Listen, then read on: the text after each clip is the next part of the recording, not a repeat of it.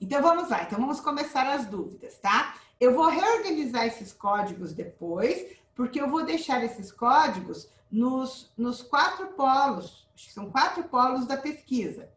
Lembra, Bia? Polo.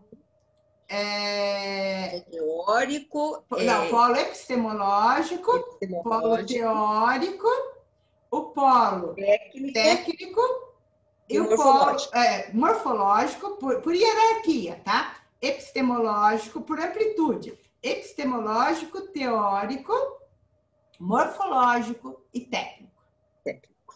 Então, eu vou mudar esses códigos, mas eu já não resisti aqui e já criei o morfológico aqui, tá?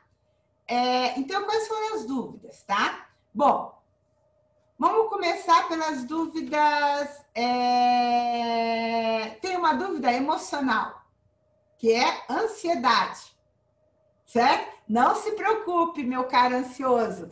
Com certeza nós vamos resolver seu problema, tá? Não fique ansioso, não desista. É complexo, mas vale a pena, né, Bia? Não, eu acho que é uma disciplina, não vou falar que é fácil, é puxada, porque aquele Saldanha, para quem não domina o inglês, é mais complicado mesmo, mas assim, eu acho que é um dos livros que bem técnicos, mas que facilitam a nossa vida. Eu acho que foi uma das... bem assertivo, né, Gil, esse livro. Ó, então eu coloquei aqui pré-visualização porque eu quero ver tudo, eu não quero ter que voltar no documento, tá? Então tá, então vamos lá. Então, a dúvida emocional eu chamei essa, tá? Aí, não teve ninguém, todo mundo teve uma dúvida de aplicação e dúvida da disciplina não teve mais. Bom, vamos ver as dúvidas teóricas. E olha só, tem dúvidas que elas são teóricas, mas elas também são instrumentais, ó. Então, eu consigo ver que eu codifiquei a mesma dúvida em 2 lugares, ó. Por exemplo, continuo com dúvidas sobre a padronização e sistematização dos dados para análise do Atlas TI. Por que eu coloquei que é uma dúvida teórica, mas eu coloquei também que ela... Primeiro, vocês podiam dizer, mas professora, isso não é uma dúvida instrumental? O que vocês acham?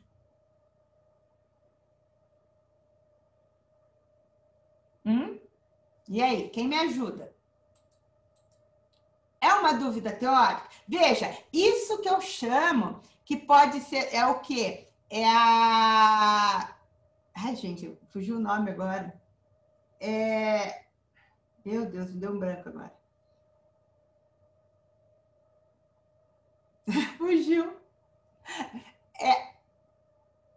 A minha... Não é julgamento, gente, credo, fugiu a palavra agora aqui, tá? Eu interpretei de uma forma a subjetividade, gente. Credo, fugiu a palavra subjetividade agora. A subjetividade do pesquisador.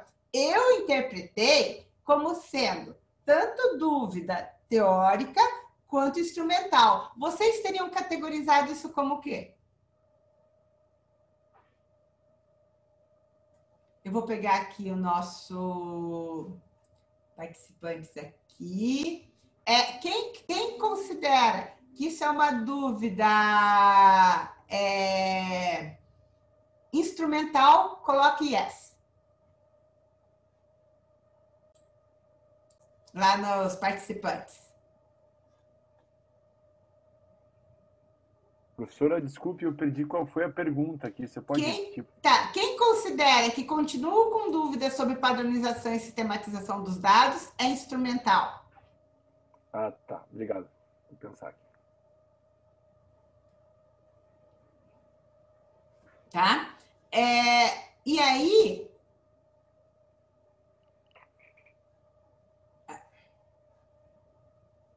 Tá. Mas, tá, então agora, como que a gente faz? A gente limpa, né? Não, vocês estão respondendo ainda. Tá. Agora, olha só. Quem considera que é uma dúvida teórica?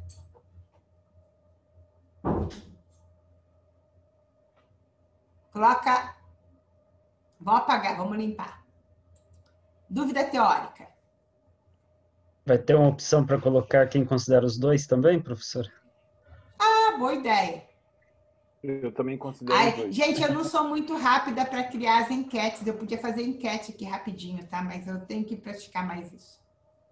Então, eu fico demorando aqui para criar enquete. Vou começar a colocar a Bia aqui de monitora mesmo. Acho que ela pode tentar criar enquete para mim. Se ficar Porque brincando.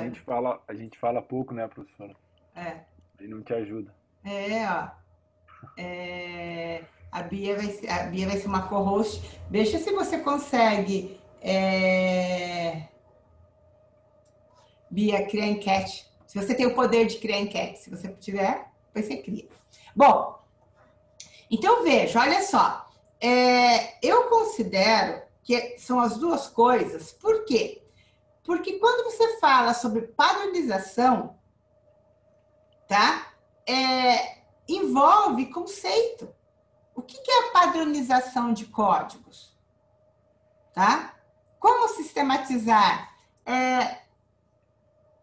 No fundo, eu estou aqui falando para vocês, tá? E eu estou quase tirando dela da dúvida teórica. Porque isso daqui, não foi, isso é análise de conteúdo e não é o que está sendo dito, entendeu? É uma interpretação minha. Vocês viram como é importante a gente voltar no tema? Melhor não ler de novo, né, professora? Melhor não ler de novo. Não, tem que ler de novo sempre.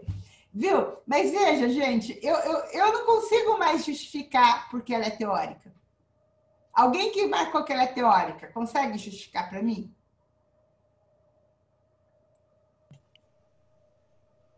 O que, Dilmeire? Pergunta de volta. Por que essa dúvida aqui, olha, por que essa dúvida é uma... É considerado também, pode ser considerado pela professora como uma dúvida teórica. Essa daqui, ó. Porque, por exemplo, será que seria, vamos ver se é mais ou menos isso. Será que é porque, por exemplo, eu padronizar, eu teria que ter um conhecimento teórico para poder colocar um padrão nos meus códigos, entendeu? Porque se eu também não tiver, eu vi por mim, porque quando eu comecei a codificar, eu fui codificando lá. Quando eu cheguei, eu falei, tá, e agora o que eu faço com esses códigos?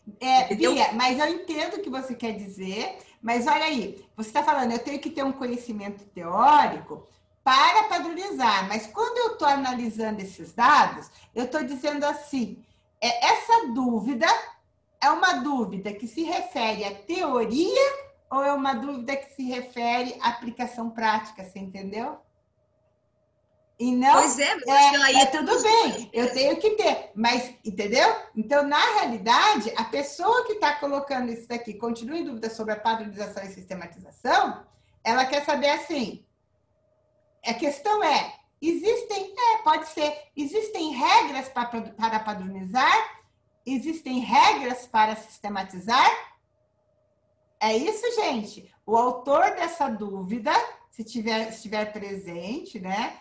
Ou alguém pode concordar, independente de ser o autor, mas olha a minha interpretação. Se a questão existem regras para padronizar, existem regras para sistematizar, então a pessoa está clamando por uma teoria que explique para ela como se padroniza as coisas.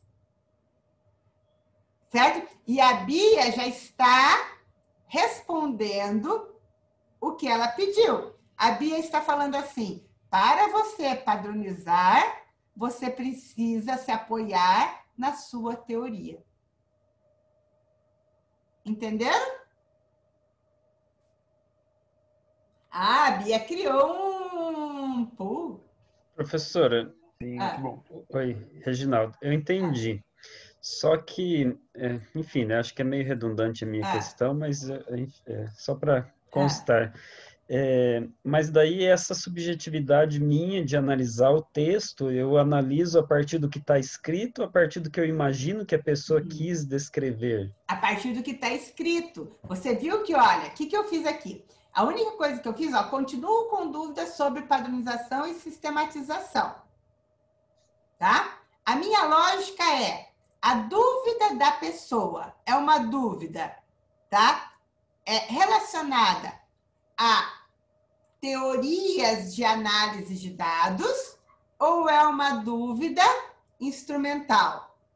Então, quando eu olho, continuo dúvidas sobre a padronização, eu pergunto assim, a pessoa quer saber o quê? Existem regras sobre padronização, como eu padronizo? Então, o como, tá? Se a pessoa perguntasse assim, então, se a pessoa perguntasse assim, então, eu posso considerar que isto é uma dúvida teórica e uma dúvida instrumental. Por quê? Porque quando ela pergunta assim, como eu padronizo? Ela não disse para mim se ela queria saber como eu padronizo dentro do Atlas TI, ou ela perguntou assim para mim, quais as regras para eu padronizar? Então, por isso que eu estou colocando em 2 lugares. Entendeu? Então, veja, a subjetividade pode existir, mas eu não posso interpretar. Eu tenho que entender a resposta dela, mas sem colocar palavras na boca dela. Professora? Professora? Pode falar, Cid. Geralmente, a gente tem uma boa resposta se a gente só sabe fazer uma boa pergunta. Uhum. Às vezes, a pergunta leva uma interpretação por uma falta de uma boa elaboração. A resposta leva uma má interpretação pela boa descrição da pergunta. Talvez não seja esse o contexto. Uhum. Pode. Veja, é por isso que a gente tem que tomar muito cuidado com o que você vai perguntar. É muito genérico, né? Uhum. Você vai perguntar, tomar muito cuidado com o que você vai perguntar, né? Então, por exemplo, tá, mas só para vocês verem aqui que na realidade, só limpar esses rabiscos meus aqui. Eu queria concluir que, por exemplo, devido à pergunta, não dá para se classificar essa instrumental ou teórica, porque a pergunta é muito genérica, né? É só qual a minha dúvida, né? Esse é o meu entendimento. Mas é que eu estou classificando pelo tipo de dúvida que eu imagino que você está tendo. Qual é a sua dúvida da aula? Você vai dizer para mim, alguma dúvida você tem que, entendeu? Então, eu estou classificando, ó. Quando você, pelo conteúdo da tua dúvida, você diz assim, bom, padronização e sistematização. Como eu não sei, tá? E eu não, por exemplo, esse tipo de dúvida, ela não é uma dúvida de planejamento, que é uma dúvida morfológica. Ela não é uma dúvida de aplicação. Ela não é uma dúvida da disciplina. Que aula que a gente vai ter, quando a gente vai ter. Então, veja, agora, isso daqui, a palavra padronização e sistematização, na disciplina de análise de dados qualitativos, isso existe uma teoria para isso, que explica isso. Da mesma forma que no Atlas TI, porque quando eu falo instrumental, é de aplicação. No Atlas TI é de ferramenta, certo? No Atlas TI também eu tenho uma forma de padronizar. Então, por isso que eu encaixo nas duas. Só por isso. Tá? Agora, vamos ver aqui, ó. Outra dúvida teórica. Na aula de hoje, discutimos acerca da impossibilidade de não haver interferência da experiência do pesquisador e do processo de pesquisa. Nesse sentido, não existiria um método fenomenológico propriamente dito, tendo em vista que não há como suspender nosso juízo de valor. Teve uma palestra que o Diego, o pessoal da engenharia ambiental, fez, e que ele usou a palavra... Bia, você assistiu? Não confundir a palavra. Deixa eu só... Alguém assistiu? Subjetividade. Como é que ele usou? Não me lembro agora a palavra que ele usou. Bom, mas o que eu quero dizer? Veja, juízo de valor, independente do método, nunca deve ter. Então, o problema é esse. Não pode existir juízo de valor.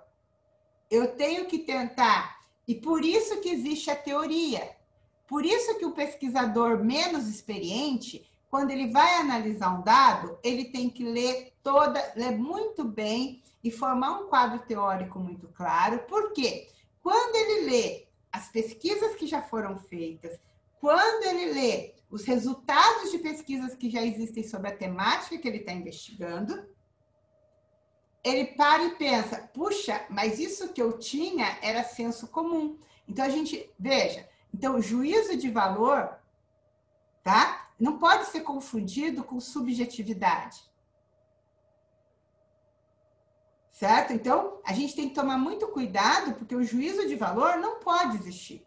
Porque não é, eu não estou emitindo juízo. Eu tenho uma teoria que diz isso daqui. Então, isso daqui está de acordo com o que eu achei? Não está? Quem sabe isso é um novo achado. Certo? Então, é isso que eu tenho que deixar bem claro, que na pesquisa qualitativa, essa subjetividade do pesquisador não pode ser pretexto para que a gente emita juízo de valor. Tá? Então, e você sabe um jeito de policiar, gente? É na própria escrita. Quando a gente começa a escrever e colocar muito qualificador, tá? Quando eu estou fazendo... Então, por exemplo, eu estou escrevendo meu capítulo, ou minha problematização, e eu começo a usar muito, eu começo a usar... como que é? Deve, entendeu? Eu já tenho que ter indicadores que eu tenho uma tendência a emitir juízo de valor. Então, eu tenho que me policiar. Então, eu acho que assim, isso é o fundamental, tá? Mas, professora, a Rosilei, a subjetividade, né, ela decorre justamente da formação, das vivências, das ideias que a gente tem, daquilo que a gente acredita. E do que a gente usa para filtrar e criar lá nossos códigos, nossas análises. Não. Aí é que tá, Rosilei. Para que você formula um quadro teórico? A tua vivência, tudo que você traz, ele vai estar nas escolhas dos autores que você vai formular para você usar para o teu quadro teórico. Mas eu não posso criar códigos a partir da minha experiência, a partir da minha vivência. Eu tenho o quê? Eu tenho uma teoria por trás. Tá? Então, aí você vai dizer, mas eu não posso fazer uma análise e deixar os dados falarem? Posso, quando eu for uma pesquisadora experiente, que eu já tiver lido muito sobre os assuntos, mas, independente disso, eu tenho que buscar o que as pesquisas atuais estão dizendo. Então, os códigos vão emergir a partir do que existe. Agora, e o novo? O novo vai vir por aquilo que os meus códigos, ou a minha teoria, não trouxe. Certo? Então, eu tenho que tomar muito cuidado, e é claro que as minhas escolhas teóricas vão estar associadas ao quê? A minha experiência de vida. E aí, para eu justificar essa experiência de vida, essas escolhas, por isso que o Creswell, ele sugere que o primeiro capítulo de um relatório de pesquisa, de uma dissertação ou de uma tese, ele contenha o quê? De onde eu vim. Tá? Qual é a minha experiência profissional, qual é a minha experiência de formação, qual é a minha vida, minha experiência formativa, para que para que o leitor compreenda as escolhas que eu fiz. Entendeu? Então, a gente tem que tomar muito cuidado, porque se a minha experiência está interferindo, minha experiência de vida está interferindo no meu processo de codificação, é porque eu não tenho uma base teórica, eu não consegui, eu escrevi um referencial teórico que é uma coxa de retalhos, e eu não consegui extrair do meu referencial teórico um quadro teórico de análise. Tá? Elementos que possam me ajudar a enxergar aqueles dados. Então, só cuidado com isso. Professora? Oi. Eu acho que isso acontece, assim, às vezes, como é que eu vou dizer? Não vou dizer naturalmente, mas é que nem você falou, né? A subjetividade, de alguma forma, ela vai estar implicada na escolha dos autores, porque às vezes a gente até ler alguns autores dentro da temática da gente, a gente tem interesse em utilizar eles, mas parece que eles estão fora da gente. É como se a gente não conseguisse, assim, não concordasse, e eu acho que é aí que entra mesmo a subjetividade, né, na escolha dos autores. Na escolha, exatamente. Mas aí que tá, só que você tem que tomar muito cuidado nessa escolha dos autores, gente, porque eu tenho que ser capaz de argumentar. Ou seja, por que que o autor, vamos supor, por que que um autor diz que a formação de professores deve considerar tal coisa e um outro autor diz que não? Eu tenho que discutir isso. E daí dizer, bom, então, e o que que meus dados estão dizendo? Aqui, é melhor criar categorias mais amplas ou mais específicas, selecionar os dados para análise. Isso é uma coisa, ó, tá? Para citar exemplos das categorias, deve-se apresentar o trecho da entrevista, relato, o seu código ou apenas o código do participante, tá? O que demonstra, tá? O rigor da pesquisa, o que dá credibilidade da pesquisa é eu mostrar o que me permitiu interpretar aquilo. Então, eu tenho que trazer exemplos, tá? De relatos daquilo e marcado. O que o autor... Por exemplo, eu tenho uma frase de 3 linhas, mas o que naquela frase me permitiu considerar que aquilo era uma dúvida teórica. Então, por exemplo, se eu estivesse fazendo um artigo, só essa ligação que eu fiz aqui com a dúvida teórica, tá? Isso não permite. Então, só isso daqui que eu fiz, ó, com isso daqui, não me permite dizer que, ó, só essa relação aqui não diz nada. Agora, se eu viesse e falar assim, bom, o que que isso daqui? Por que que isso é dúvida teórica, tá? Quando ele fala, ó, criar categorias, tá? Cadê? Tá? Amplas ou específicas. Isso daqui é uma dúvida teórica. O que é uma categoria ampla? O que é uma categoria específica? Eu acho que eu tenho categorias e aquilo que é específico é um código. Ou é um elemento da categoria. Mas tudo bem. Para citar exemplos das categorias, deve-se apresentar o trecho, o relato da entrevista ou apenas o código, tá? Aqui eu tinha inicialmente pensado em classificar, tá? Aqui como uma dúvida. Deixa eu só ver aqui.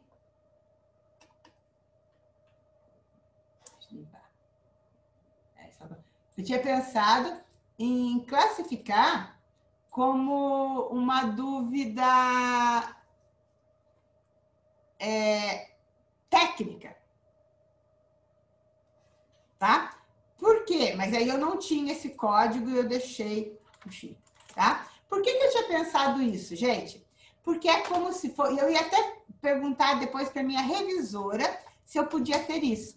Porque, olha só, por que eu coloco o trecho da entrevista ou relato? Por que eu acho importante isso? Porque isso que vai melhorar a qualidade do meu relatório de pesquisa. Tá? Então, é por isso que eu tinha pensado em colocar. Mas os códigos eu vou ver depois olhando. No momento de analisar qualitativamente, tenho que agrupar o que o autor colocou e identificar seu nome ou código. Aqui. Por que eu coloquei isso daqui? Isso daqui, vocês acham, não parece uma dúvida técnica? Uma dúvida instrumental? O que vocês acham? Eu acho que parece. Parece, né? Mas por que não é uma dúvida instrumental? Por isso que tem que ter um referencial teórico, gente. Tá? Por quê? Porque quando a gente fala em agrupamento, quando ele fala assim, ó, eu tenho que agrupar o que o autor colocou e identificar seu nome ou código, tá? Agrupamentos é uma questão teórica. Quando eu faço um agrupamento, tá? Agora, se a pessoa tivesse perguntado como eu identifico como eu indico um código no Atlas TI, como eu agrupo no Atlas TI, isso é instrumental. Agora, quando ela pergunta, eu tenho que agrupar, significa, puxa, então quem disse isso não sabe que por trás de um agrupamento, que existe técnicas de agrupamento, que existem conceitos atrás de um agrupamento. Entendeu? Agora, aqui, por isso, gente, que isso daqui, veja, eu consigo identificar isso pelas minhas leituras, pelo que eu sei de análise de dados qualitativos. Então, eu não estou fazendo isso pelo meu senso comum, é pelo que eu já li do que é análise de dados qualitativos. Como definir quais dados eu preciso coletar para conseguir desenvolver uma análise completa e responder aos meus objetivos? Gente, por que isso é teórico também? É uma dúvida teórica. Porque não é uma receita, não é instrumental. Você faz isso ou faz aquilo. Por quê? Porque para você, veja, o seu instrumento de coleta, ele tem que ter sido feito a partir do teu referencial teórico. Se você criou um instrumento de coleta, uma entrevista, um questionário, no qual você não faz associação direta com o teu quadro teórico de análise. Quando eu falo quadro teórico, gente, tá claro para todo mundo que é um quadro teórico? Vamos lá, enquete.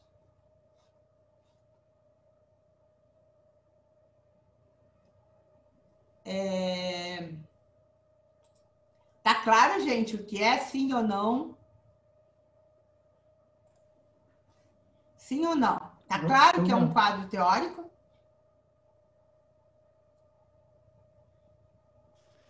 Para mim, não muito, professora. Tá. Então, então é bom que a Gabriele falou, porque olha só, de onde sai o quadro teórico?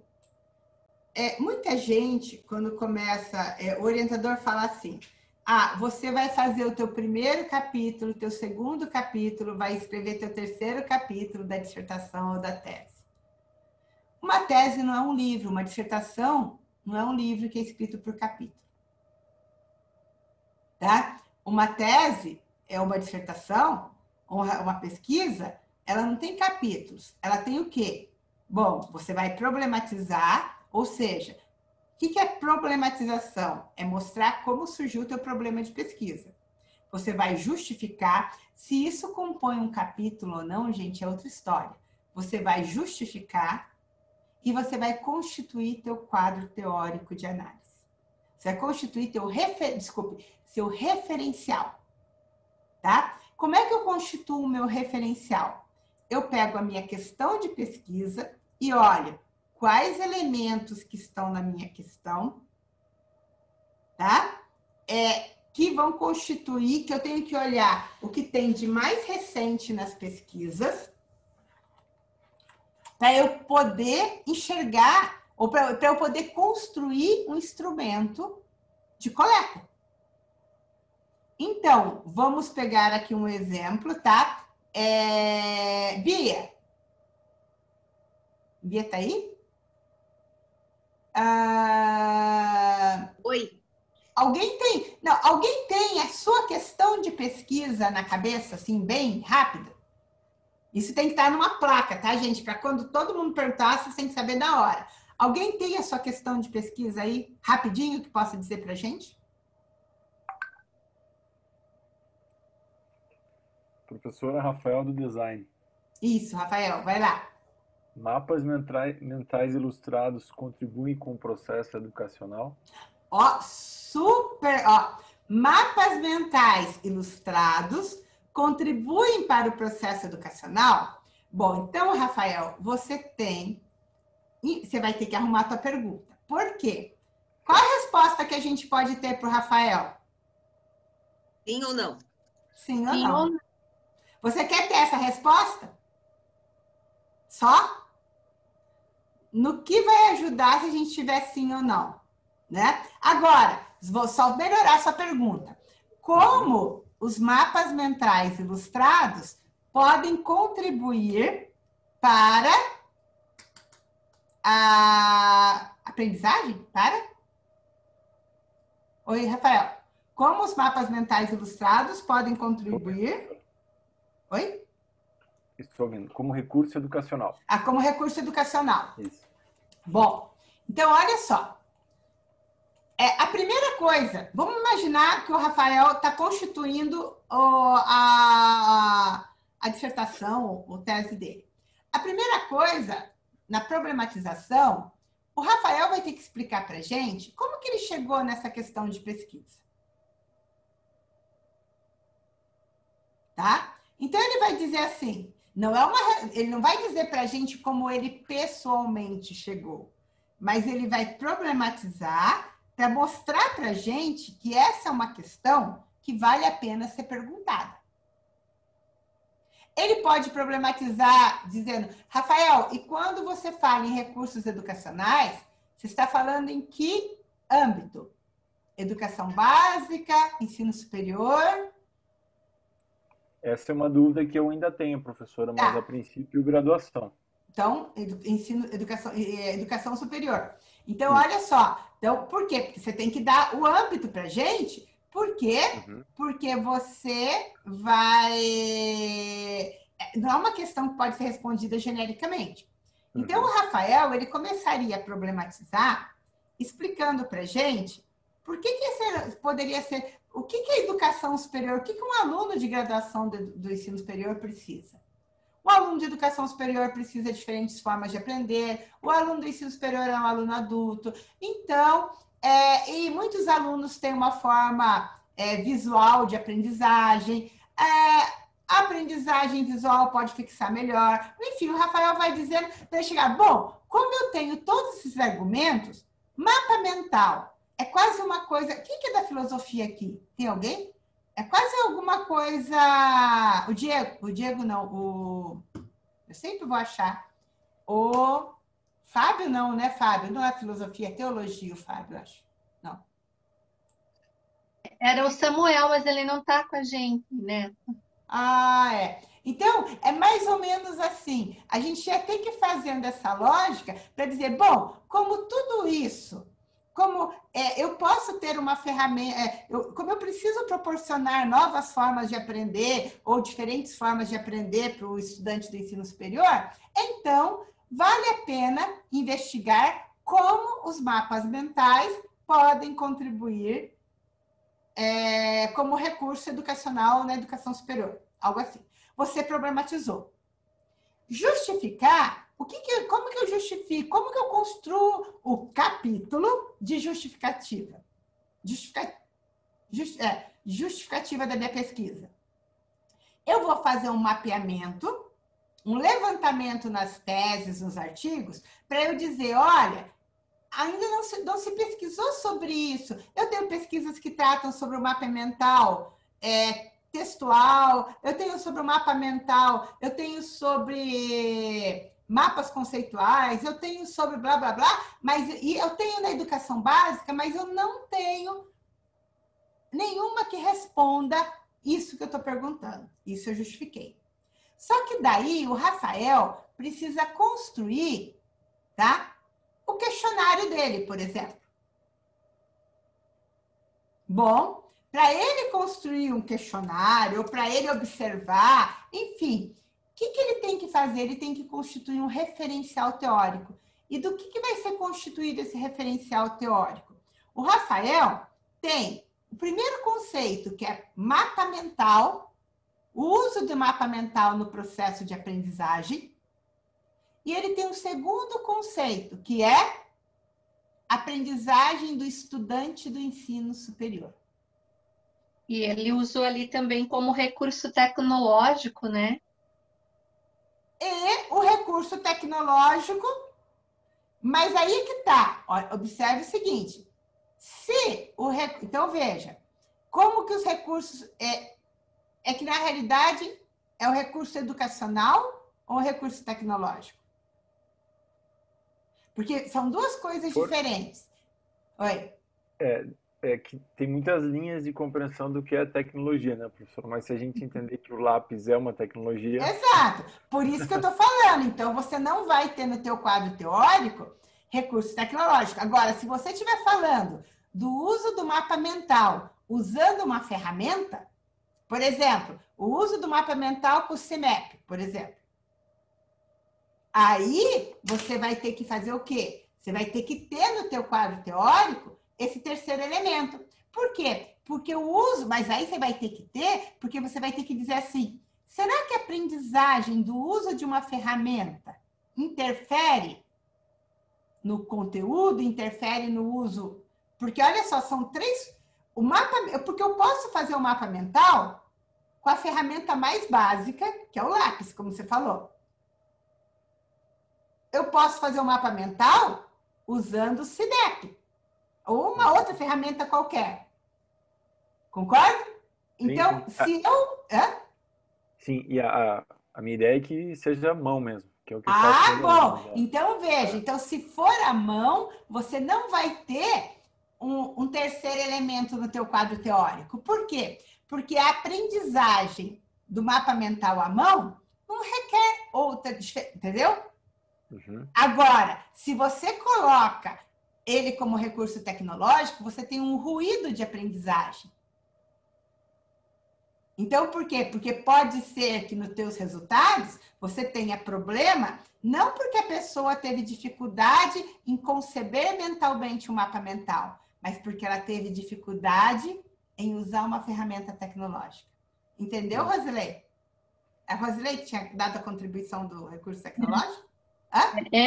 Eu ouvi ele falando, mas você tem razão, né? O quanto a ferramenta pode auxiliar ou atrapalhar, intervir. Exato. Então, mas por que eu estou falando isso? Porque o quadro teórico ele tem que trazer elementos para mim que eu possa observar ou perguntar para a pessoa, se eu vou fazer um questionário, uma entrevista, certo? Então, por exemplo, vamos supor que o Rafael fosse usar uma ferramenta tecnológica para conceber o mapa. Então, aí eu teria que descobrir pesquisas que mostrem quais as dificuldades que as pessoas têm de se apropriar de uma ferramenta nova.